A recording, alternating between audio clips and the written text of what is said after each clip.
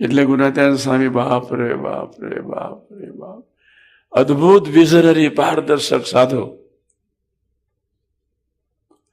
એમને આપણને એક વાત કહી દીધી, 2 સારા સાધુ 4 સારા હરિભગત જોડે દોસ્તી રાખજો.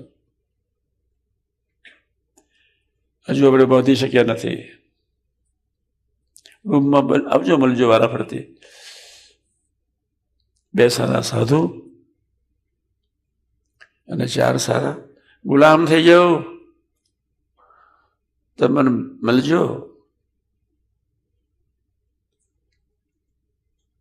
કંઈક સૂચન થઈ જાય, કંઈક વિચાર ઉઠી જાય, અને આમ કરવું જોઈએ,